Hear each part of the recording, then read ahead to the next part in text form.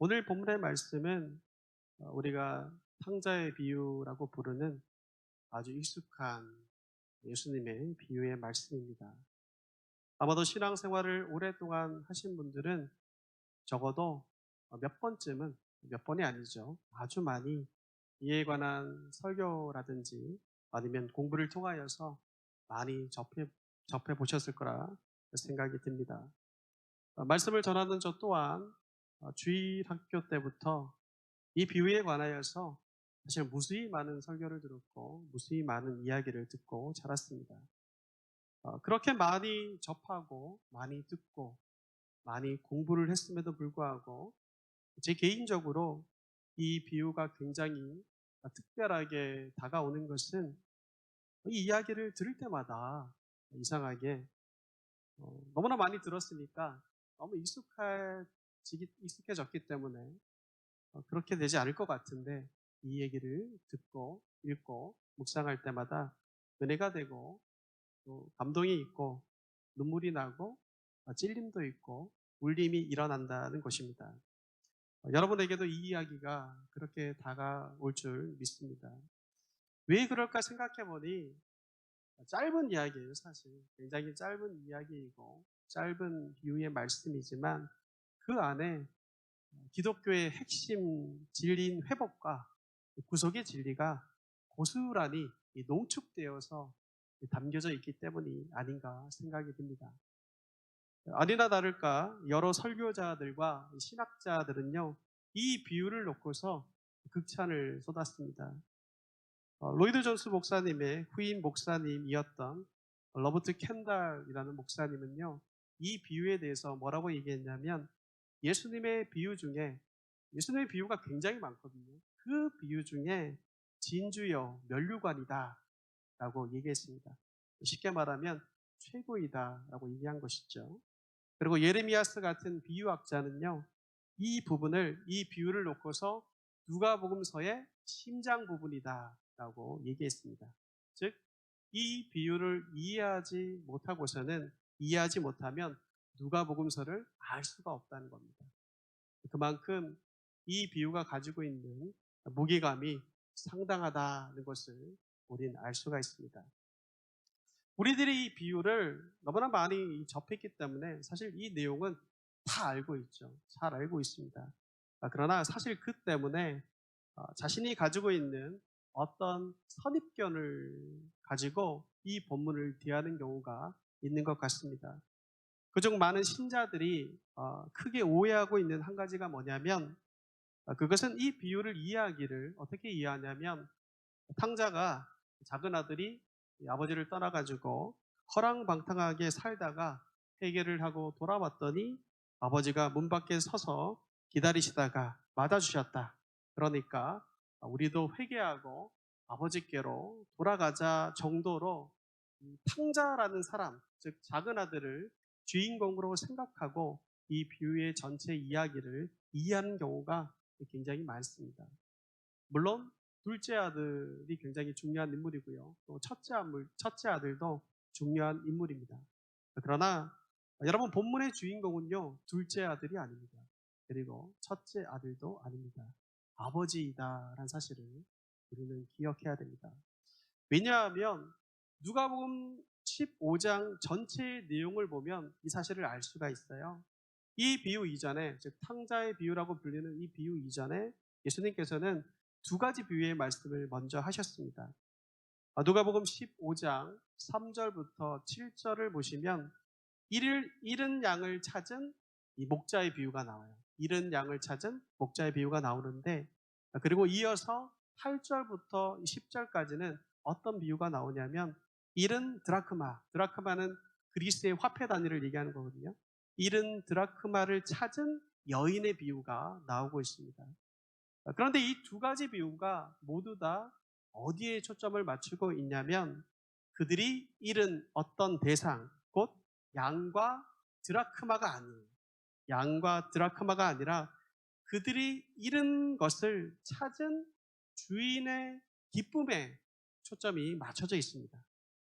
그런 것을 볼 때 오늘 본문에서도 잃어버린 대상인 둘째 아들, 첫째 아들 또 중요하지만 이들이 아니라 잃어버린 아들을 다시 찾는 아버지가 집을 떠난 둘째 아들을 어떠한 사랑과 인내와 기다림으로 받아주었는지를 초점을 두고 보는 것이 마땅할 것입니다.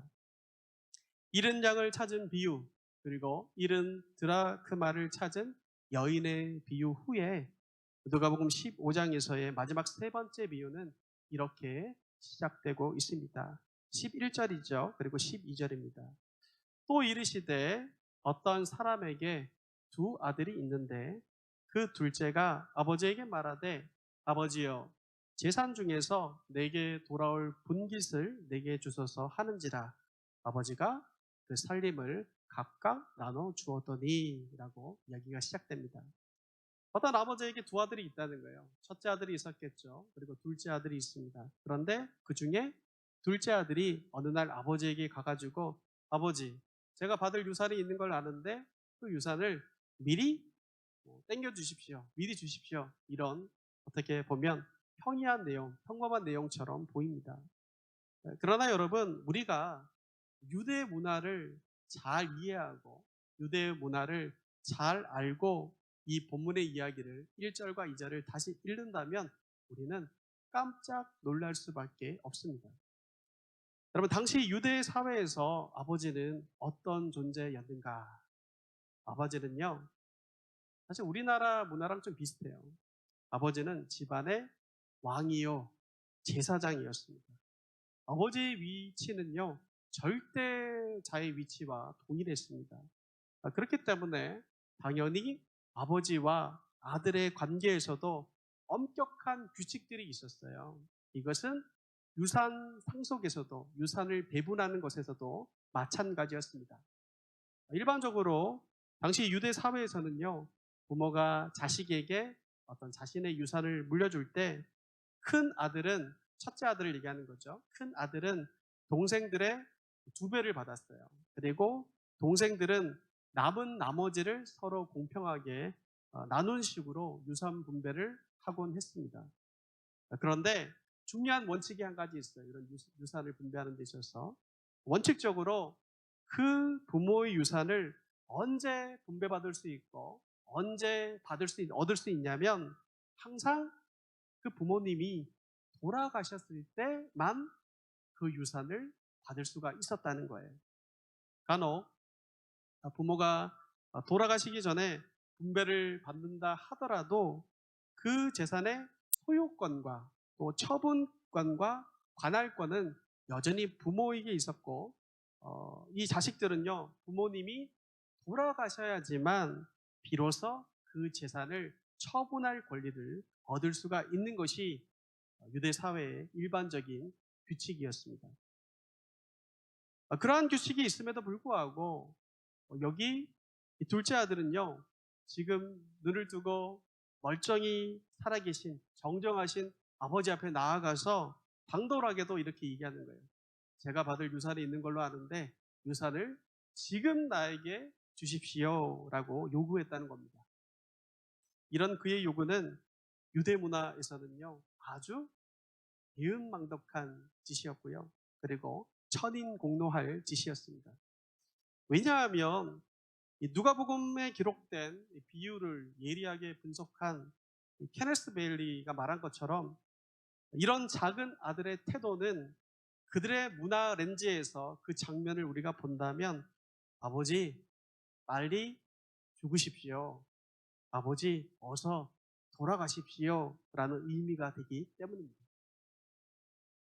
뿐만 아니라 이런 걸 제껴두더라도 뿐만 아니라 당시에는 부모와 자식 간의 예의와 지켜야 될 규범은 지금보다 훨씬 더 엄격했습니다. 그래서 유대 율법은요, 폐역한 자식에 대한 부모와 사회의 처벌을요, 이렇게까지 규정을 하고 있습니다. 저희가 성경 말씀을 하나 찾아보고자 합니다.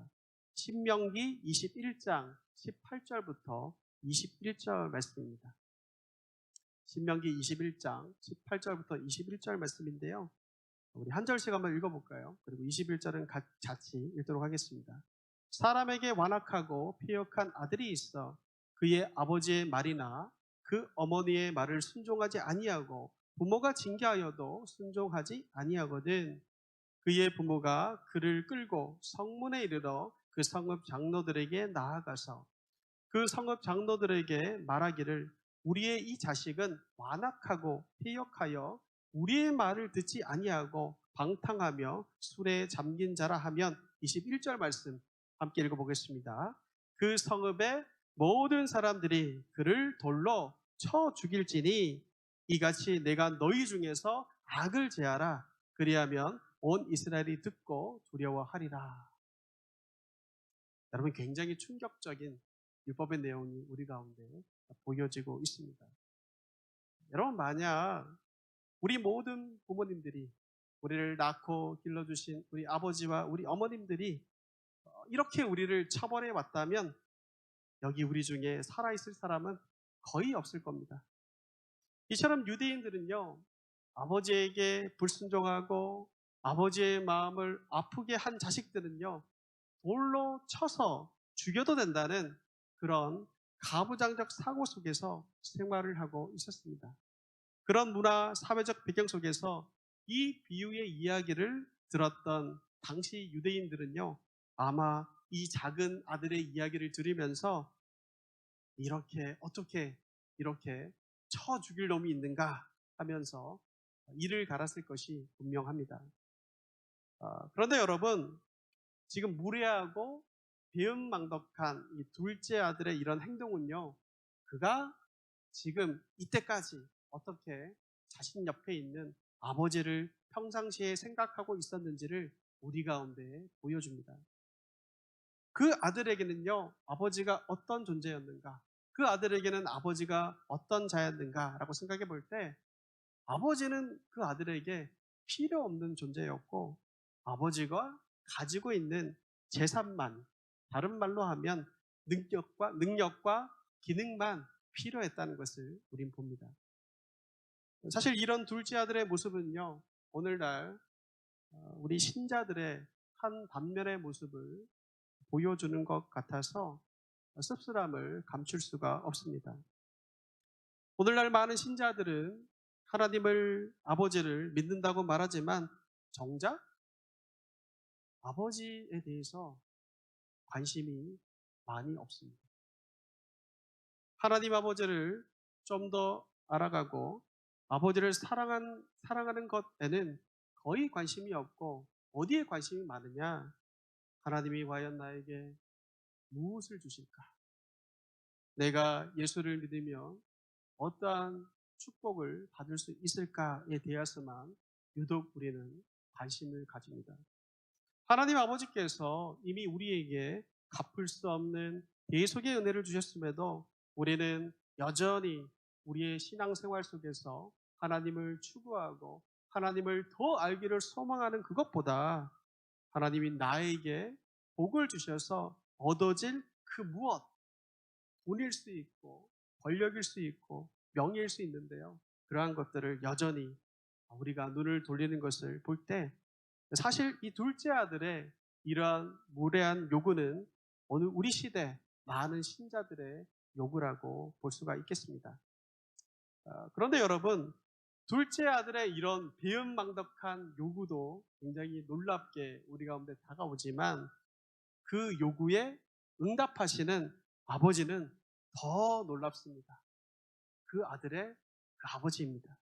이 말도 안 되는 상황이잖아요. 유대사회 문화에서는 말도 안 되는 상황이에요. 그렇기 때문에 이 아버지가 그 아들이 그런 얘기를 했을 때 충분히 그냥 무시하고 당시 문화의 관습대로 이놈의 자식 다리를 부러뜨리겠다 막 이러면서 분노를 하고 자기 아들의 요구를 안 들어줄 수도 있는데, 아버지는 신기하게도 그 배은망덕한 그 아들의 요구를 흔쾌히 들어주는 것처럼 보입니다.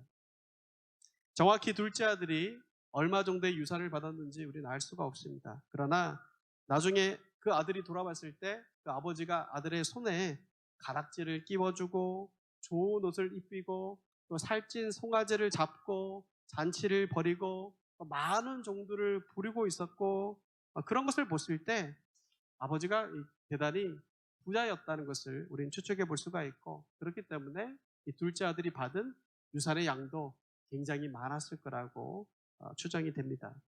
13절은 그 이후의 상황을 우리 가운데 이렇게 설명해 주고 있습니다. 그 후 며칠이 안 되어 둘째 아들이 재물을 다 모아가지고 먼 나라에 가 거기서 허랑방탕하여 그 재산을 낭비하였다라고 얘기합니다. 며칠이 안 됐다는 것은요, 최대한 빨리 행동했다는 겁니다. 그리고 여기서 다란 표현은 무엇이든지 다란 의미를 가지고 있습니다. 즉, 작은 아들은요, 최대한 빨리, 최대한 신속하게 어떻게 했다는 겁니까? 아버지께서 주신 유산을 포함하여서 돈이 된다 싶은 모든 것들을 다 긁어 모은 거예요. 다 긁어 모은 다음에 그리고 그 재산을 가지고 어떻게 합니까? 먼 나라로 떠났다라고 성경에 기록되어 있습니다. 성경학자들은요, 사실 여기서 이 먼 나라가 어디인가에 대해서 의견이 사실 분분하고 의견이 갈립니다. 그러나 이 먼 나라가 가리키는 곳이 유대 땅이 아니라 이방 나라라는 점에서는 공통된 의견을 보이고 있습니다.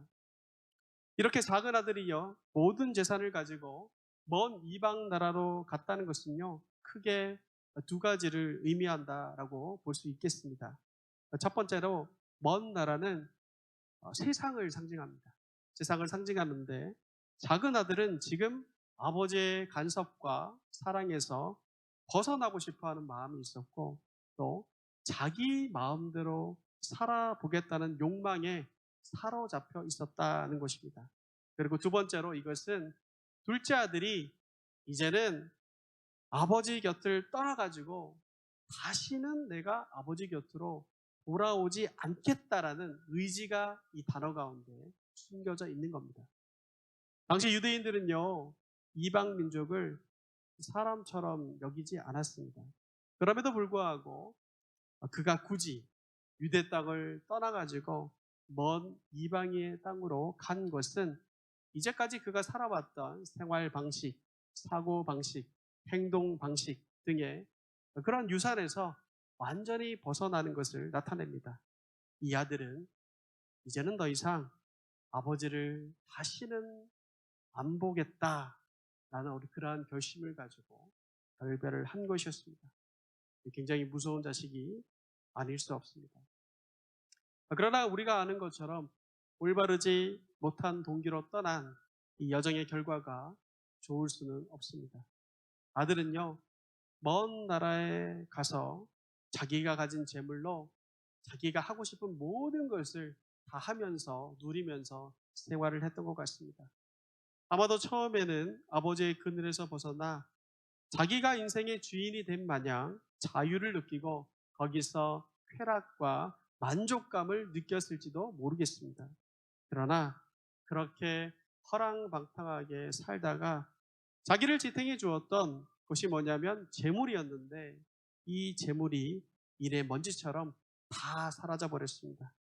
재물이 있을 때는 다들 그를 환영하고 받아들였지만 이제는 빈털터리가 되고 나눠줄 선물이 떨어지자 사람들은 곧바로 그를 쓸모없는 존재로 여기고 다 그의 곁을 떠나버리게 되었습니다. 성경에 보니까 엎침대 덮침격으로 그때 그 나라에 흉년이 들어가지고 경제 상황도 좋지 않았습니다. 그는 궁핍하게 되었고 그런 상황 속에서 그가 살아가기 위해서 한 일이란 이방인이 기르는 돼지를 치는 일이었습니다. 여러분, 유대인들은 전통적인 율법에서 돼지를 부정한 동물이라고 생각했습니다. 그리고 탈무드에서도 돼지를 치는 자는 저주를 받을지어다 라는 기록이 있을 만큼 둘째 아들이 그 일을 할 수밖에 없었다는 것은 그만큼 그의 상황이 최악의 상황이었다는 것을 우리 가운데 설명해 주는 것입니다. 그런데 여기서 한 가지 의아한 점이 있습니다. 그건 뭐냐면 성경학자들에 따르면 당시 유대 인근 나라에서는 그러니까 유대인들이 사는 어떤 유대 땅 말고도 그것을 넘어가지고 이방 나라에서도 이 400만 명의 유대인들이 디아스포라로 퍼져 있었다라고 이야기를 합니다. 그들은 아주 지독한 민족주의자들이었기 때문에 자기들이 거주하던 이방 나라에서 어떤 자기 동족인 유대인이 어려움을 당하게 되면 어떻게 했냐면 너나 할 것 없이 자신의 것을 떼어주어서 힘을 모아가지고 자기 동족을 도와주곤 했다고 합니다. 그런데 이 둘째 아들은 어찌된 것이 그런 도움도 못 받고 있고 그런 도움을 받지 못해가지고 이방인의 돼지를 치는 사람으로 전락해 버렸다는 겁니다. 이러한 상황과 이러한 모습은 무엇을 우리 가운데 말하는 것일까요? 이 말은 같은 동족이었던 유대인들조차도 그 유대인들이 도와주지 않을 정도로 이 둘째 아들의 행실과 평판이 좋지 못했다는 것을 뜻합니다. 그리고 당시 유대인들이 목숨처럼 지키던 선민 사상 안에서의 신앙생활도 제대로 그가 하지 않았다는 것을 말해주는 것입니다. 둘째 아들은요, 한마디로 육적으로도 굉장히 타락한 삶을 살았지만 영적으로도 매우 타락한 삶을 살았다는 것을 우린 볼 수가 있습니다. 이처럼 그는 한순간에 밑바닥으로 추락해 버렸습니다. 자신이 아버지의 재산을 가지고 세상 가운데 나아왔을 때만 하더라도, 이방인의 나라에 거했을 때만 하더라도 자기 마음대로 살면서 행복을 누리고 만족감을 누리고 모든 것들 가운데 그런 기쁨을 누리고 살 줄 알았는데 한순간에 그는 밑바닥으로 추락해 버렸고 고통을 느끼며 살아가고 있습니다. 근데 여러분, 바닥인 줄 알았는데 그런데 그 밑에 바닥이 더 있었습니다. 16절을 보면 그 상황을 이렇게 얘기해 주죠. 그가 돼지 먹는 쥐염 열매로 배를 채우고자 하되 주는 자가 없는지라. 돼지를 취게 된 것도 모자라서 이제는 돼지가 먹는 사료를 먹어야만 하는 그런 지경에 이르렀고 그것도 먹고 싶은데 먹을 수가 없는 지경까지 이르렀다는 것입니다. 쥐염 열매는요, 쉽게 말하면 콩나무의 열매 중에 하나예요. 콩나무의 열매인데 주로 가축 사료로 사용합니다. 그리고 기근 시에는 정말 가난한 사람들의 식량으로 이용되기도 했다고 합니다. 작은 아들이 그런 가축 사료로 배를 채우고자 했다는 것입니다. 그런데 배를 채우고자라는 그 단어가요, 시제를 따져보면 미완료 시제로 써 있어요. 미완료. 이것은 무슨 말이냐면 그 배고픔을 채우지 못한 그 상태가 한참 동안 계속되고 있다는 겁니다. 최악의 기근이 상황이 되자 돼지 사료를 구하기도 너무나 힘들게 됐다는 것이죠. 이러한 상황 속에서 이 작은 아들은 분명 말할 수 없는 공허감과 수치심, 패배감을 느꼈을 겁니다. 아버지가 그토록 귀하게 여기던 아들은 이제 아버지의 하인 신세만도 못하게 되었습니다. 여러분, 이런 탕자의 어떤 완전히 무너진, 완전히 나락에 떨어진 이러한 모습을 보면서 여러분은 어떠한 생각을 하십니까? 그는 참 배은망덕한 짓을 하더니, 그는 참 고의한 짓을 하더니 샘통이다. 이러한 생각들과 이런 마음들이 드십니까? 저는 우리의 모습 속에도 이런 둘째 아들의 모습이 늘 있다라고 생각이 듭니다. 생각해 보십시오. 하나님 아버지의 품을 사랑하기보다 그곳을 떠나 세상의 삶을 더 사랑하고 더 추구하는 마음이 우리에게 여전히 남아있지 않습니까? 우리는 구원을 얻었다라고 말하면서도 하늘에서 풍성하게 주어질 하늘 아버지의 풍요를 기다리지 못하고 여전히 지금도 세상에서 쾌락과 만족감과 행복을 찾기 위해서 땀을 흘리고 애를 쓰고 있지는 않습니까? 또한 이 세상에서 그 하늘의 풍요를 미리 사용할 수 있는 그 처분권을 달라고, 그 복을 달라고 때를 쓰고 있지는 않습니까? 여러분, 오늘 말씀은요, 그런 성향이 있는, 가끔씩은 그렇게 살아가는 저희들에게 한 가지 사실을 알려주고 있습니다. 그건 뭐냐면 아버지를 떠난 삶은 돼지 우리의 삶을 살 수밖에 없다라는 것입니다. 아버지 집을 떠난 그 삶 자체가 외적으로 보기엔 아무리 영화를 누리고 잘 사는 것처럼 보여질지라도 실은 그것은 돼지 우리의 삶이라는 것을 이 둘째 아들의 삶을 통하여서 우리 가운데 보여주시는 것입니다. 이 말은 이 세상 속에서 우리가 무언가를 차지하고 무언가를 얻게 되고 무언가를 가지게 되면 만족감을 느끼게 되고 행복을 느낄 거라고 생각하지만 이 세상에서는 우리의 깊은 시면에 있는 이 타는 듯한 갈증을 영원히 해결해주고 만족감을 줄 수 있는 것은 결코 없다라는 것입니다. 그럼에도 불구하고 어리석은 우리 인간은 세상의 낙으로, 세상의 기쁨으로 우리 내면 안에 있는 깊은 갈증과 허기짐을 조금이라도 채워보려고 노력하죠. 그러나 여러분, 솔로몬 왕은 이렇게 말했습니다. 전도서 2장 25절을 보면요. 솔로몬이 이렇게 말했어요. 먹고 즐기는 일을 누가 나보다 더해 보았으랴. 라고 얘기합니다. 무슨 말입니까? 솔로몬은 자신이 왕으로서 온갖 부귀영화를 다 누리면서 세상적으로 누릴 수 있는 모든 쾌락들은 다 누려봤다는 거예요. 먹을 것, 산의 진미 다 먹어봤다. 내가 가지고 있는 권력 다 누려봤다. 여러 가지 부귀영화 다 누려봤다. 그렇기 때문에 이렇게 얘기하는 거죠. 먹고 즐기는 일을 누가 나보다 더 해봤겠냐라고 얘기합니다. 그런 솔로몬이 이렇게 그의 노년의 때에 이렇게 고백합니다. 전도서 1장 14절 말씀입니다. 내가 해 아래에서 행하는 모든 일을 보았노라.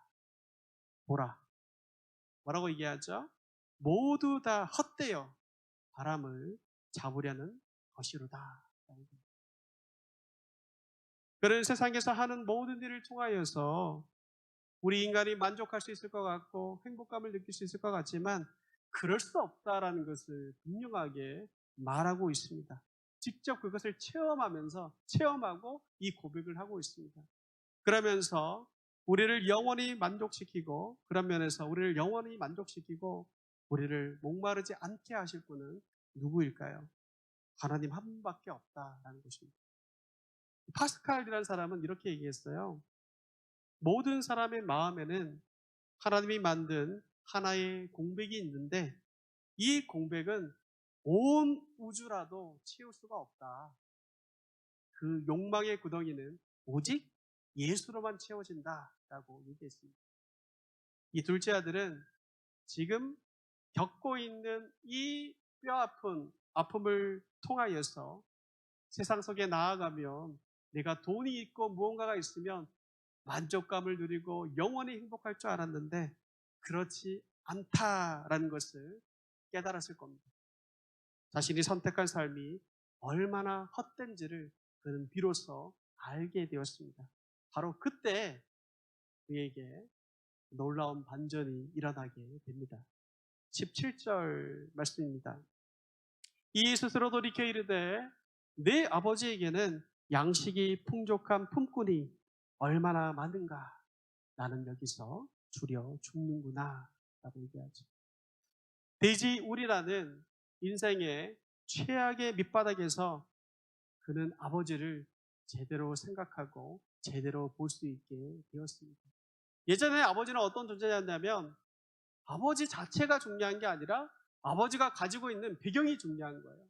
아버지가 가지고 있는 돈, 아버지가 누리고 있는 종들, 아버지가 가지고 있는 좋은 옷들, 그러한 것들이 중요했다면 그가 인생 최악의 밑바닥에 떨어졌을 때 이제는 제대로 그 아버지를 볼 수 있게 된 것이죠. 그리고 그가 스스로 돌이켜라고 성경에 기록되어 있습니다. 여기서 오해하지 말아야 될 것은 스스로 돌이켜란 말은요. 스스로 자기 자신의 힘으로 회개를 하게 되었다는 말은 아닙니다. 번역이 된 헬라 어구를 직역하면 이런 뜻입니다, 여러분. 비로소 자기 몰골을, 자기 꼴을 제대로 보게 되었다는 뜻이에요.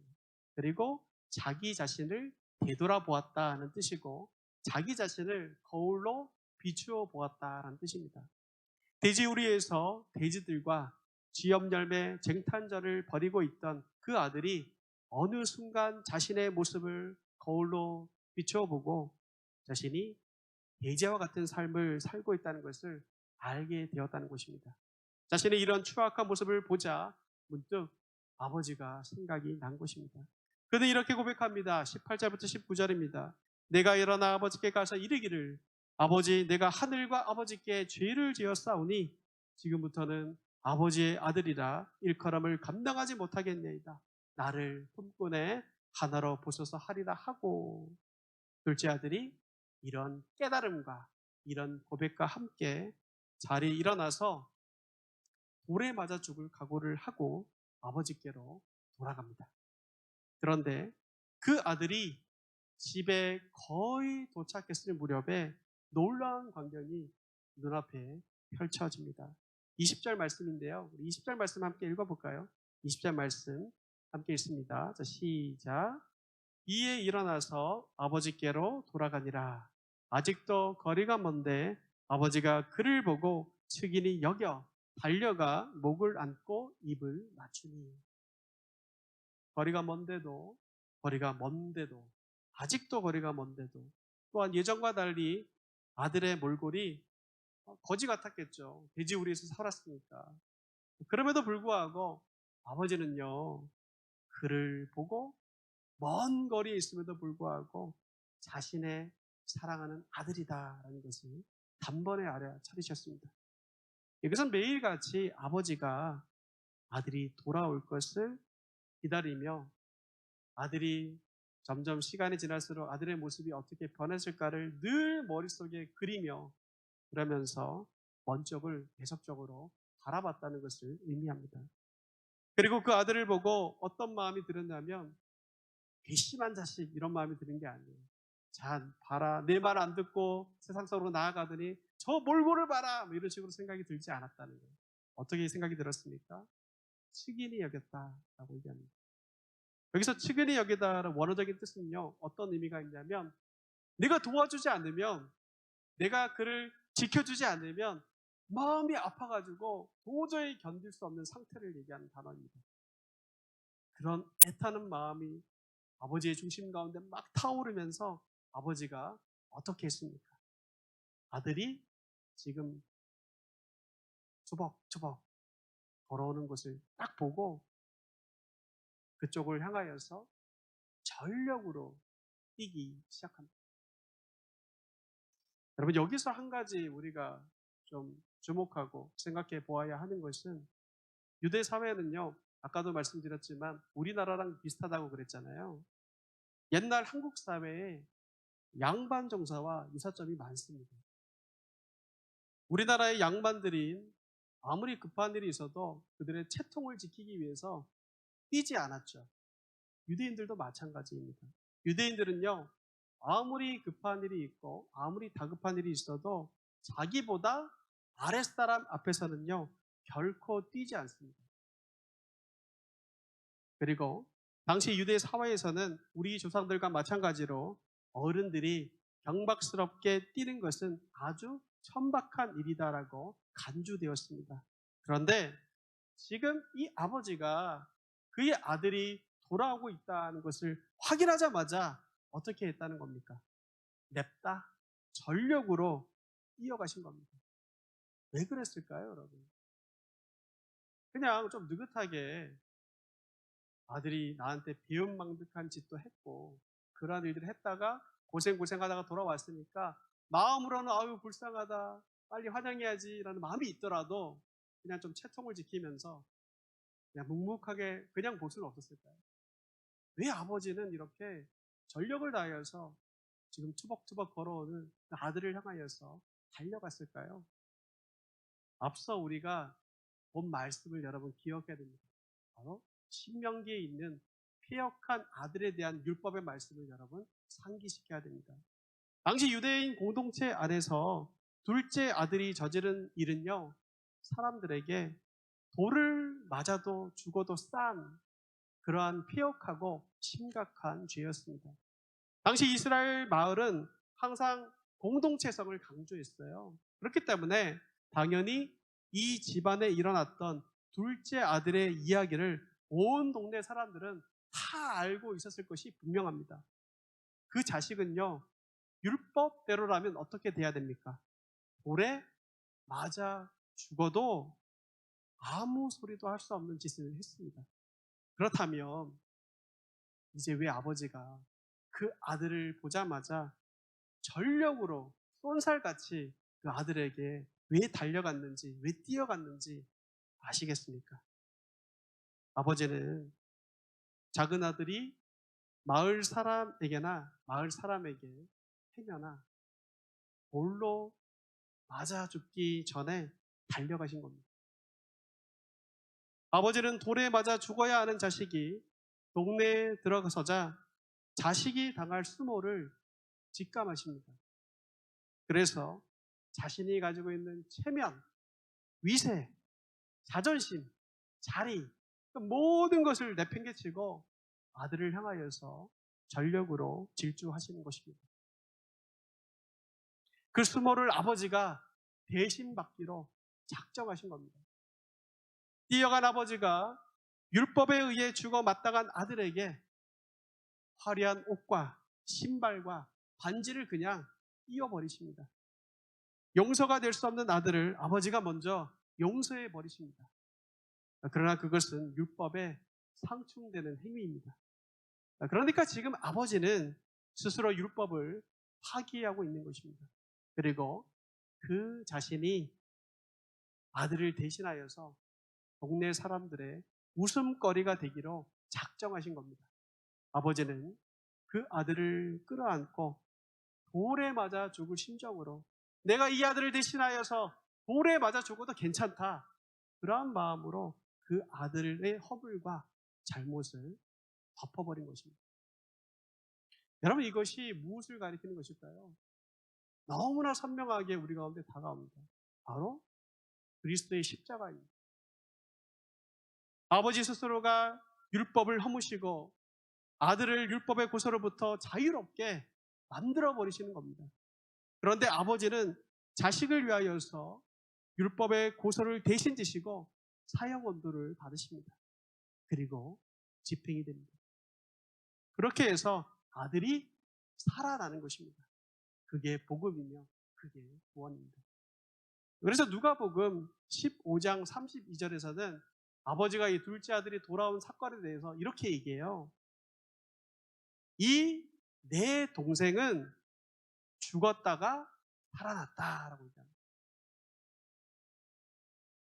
살아가는 여러분, 우리가 여기서 이 비유가 왜 우리가 읽을 때마다 또 묵상할 때마다 또 메시지를 들을 때마다 우리의 마음을 울리고 우리에게 감동을 주는지를 알게 됩니다.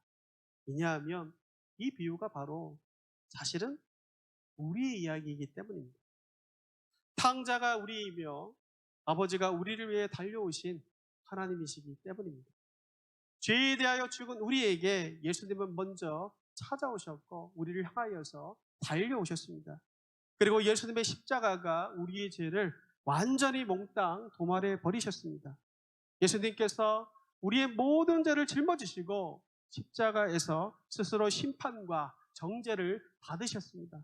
그 결과 우리는 돌에 맞아 죽어야 할 마땅한 죄가 있는데도 완전한 사함, 용서를 받게 되고 아들이란 우리의 신분이 새롭게 회복되었습니다. 이렇게 작은 아들은요, 아버지로부터 놀라운 은혜를 입고 다시 그의 신분은 새롭게 회복되었습니다. 옛사람은 죽었고 새로운 사람으로 거듭나게 되었습니다. 그런데 이 비유가 굉장히 흥미로운 것은요, 결말이 따로 없다는 겁니다. 열린 결말로 끝나고 있다는 것입니다. 둘째 아들이 아버지께로 지금 돌아왔잖아요. 그리고 아버지는 그의 신분을 회복시켜 주었습니다. 용서해 주셨습니다. 그런데 그 이후에 이 둘째 아들이 어떻게 살았는지에 대해서는요, 얘기해 주지 않습니다. 그런데 제가 생각해 보니까 세 가지 경우가 있을 것 같아요. 이 둘째 아들이 어떻게 살았을까 생각해 봤을 때 세 가지 경우가 있을 것 같은데 오늘 본문을 바탕으로 생각해 보면 첫 번째는요. 아버지께로 비록 돌아왔지만 다시 세상을 그리워하고 애굽을 그리워하고 세상을 사랑하여 가지고 먼 떠나로 떠난 그런 삶으로 회개했을 경우 첫 번째 경우가 있을 것 같고요. 두 번째 경우는 첫째 아들처럼 첫째 아들에 대한 얘기는 우리가 보지 않았지만 첫 아들처럼 아버지와 함께 있음에도 아버지 곁에 늘 있음에도 그 아버지께서 주시는 풍성한 은혜를 누리지 못하게 된 또 다른 종류의 탕자로 변질되어 버렸을 가능성도 있습니다. 이게 두 번째 경우이고 마지막 세 번째는요. 아버지 품 안에서 그분의 사랑을 영원토록 누리며 기쁨을 누리며 살았을 수도 있었겠죠. 이 세 가지 경우가 있었을 것 같아요. 그런데 비유에서는 어떻게 그 이후에 살았는지에 대해서는 결말을 우리 가운데 알려주지 않습니다. 왜일까요? 이것은 바로 우리에게 대답을 요구하시기 위해서입니다. 바로 아버지의 은혜를 입은 너희가 이 이야기를 듣고 이 이야기가 너희의 이야기인 줄 깨닫는 너희가 이후에 어떠한 길을 걷겠느냐라고 우리에게 질문을 던져주기 위해서입니다. 도저히 자격이 안 되지만 아버지의 용서와 사랑을 입은 우리는 이제 어떻게 살아야 하겠습니까? 앞에서 말한 세 가지 경우에서 우리가 마땅히 따라야 될 결론은 단 하나입니다. 우리를 불쌍히 여기시고 용서와 사랑을 베푸신 그 아버지를 닮아가는 삶을 사는 것입니다. 다른 말로 하면 예수님을 닮아 예수님처럼 사는 것이요. 또 다른 말로 하면 성화의 삶을 걸어가는 것입니다. 더 이상 어린아이와 같은 신앙의 상태에 머물러 있으면 안 됩니다. 돌아왔다가 다시 먼 나라로 갔다가 돌아왔다가 다시 먼 나라로 갔다가 이런 삶을 되풀이하면 안 됩니다. 이제는 어린아이의 신앙의 모습을 벗고 성숙한 신앙의 세계로 우리가 들어가야 하며 매일 나의 아빠이신 하나님을 조금씩 닮아가며 시간이 흐를수록 그 아버지처럼 되는 것이 우리가 이제 해야 할 일인 것입니다. 그래서 아버지께서 우리에게 달려오신 것처럼 이제 우리도 어떻게 살아야 되냐면 세상과 이웃을 향하여서 달려가 아버지의 용서하심과 긍휼과 사랑을 전하는 삶을 우리는 살아야 할 것입니다. 최고의 기독교 영성가라고 불리는 헨리 나우엔이라는 사람이 있습니다. 지금은 고인이 되셨지만 그분의 책을 보면 그분의 책을 굉장히 사랑하거든요. 그분의 책을 보면 묵상의 깊이가 굉장히 깊다는 걸 많이 느껴요. 근데 그분의 책 중에 제가 가장 좋아하는 책 중에 하나가 탕자의 귀향이라는 책이 있습니다. 이 본문을 바탕으로 그리고 렘브란트의 그림을 바탕으로 묵상을 한 그런 내용이 적힌 책인데요. 이 책에서 이 헨리 나우엔이 이렇게 얘기했습니다. 그리스도인은 하나님께로 돌아와서 용서함을 받았고 또 하나님을 닮아가는 삶 가운데 있기 때문에 그 본문에는 이렇게 정확히 적혀 있어요. 그리스도인은 이제 아버지가 되어야 하는 자이기 때문에 작은 아들이나 큰 아들의 신분으로 집에 돌아오는 것이 아니라 이제는 돌아올 자녀들을 기쁘게 환영하는 인물이 되라는 소명을 받은 자들이 바로 그리스도인들이다라고 얘기합니다. 즉 모든 그리스도인들은요, 우리가 이미 하나님 아버지께서 우리 가운데 달려오셔서 그 사랑을 입었고 그 은혜를 입은 자였기 때문에 이제는 우리가 어떻게 해야 된다는 겁니까? 이제는 우리가 달려가서 우리와 같은 그 모든 자들 가운데 하나님의 용서와 긍휼과 사랑을 전하는 그 삶을 소명을 부여받은 자라는 것입니다. 또한 그렇게 그 소명을 추구하며 살아가야 된다는 것입니다. 사랑하는 여러분, 오늘 본문을 통하여서 우리 인생을 한번 돌아보기를 원합니다. 저와 여러분 모두는 어떻게 이렇게 달려오시는 하나님의 은혜를 이미 맛본 자들임을 기억하시기 바랍니다. 둘째 아들처럼 회역하여 돌로 맞아 죽을 수밖에 없는 우리에게 하나님은 먼저 달려오셔서 괜찮다고 하시며 우리의 죄를 용서해 주시지 않으셨습니까? 그렇다면 이제 우리가 해야 할 일은 무엇일까요? 세상과 이웃을 향하여서 달려갈 차례입니다. 이제는 아버지를 닮은 모습으로 그 아버지가 되어서 세상과 이웃을 위하여서 달려가야 됩니다. 그 소명을 위하여서 우리가 부름받았다는 사실을 놓지 마시기 바랍니다. 오늘 이 말씀을 통하여서 우리 각자에게 베풀어 주신 그 하나님의 놀라운 사랑을 다시 한번 되뇌이는 시간이 되기를 원하고 또 우리 각자에게 주어진 이 거룩한 소명을 가지고 정말 세상 가운데 나아가는 저희 모든 자들 되기를 간절히 기도합니다. 함께 기도하겠습니다.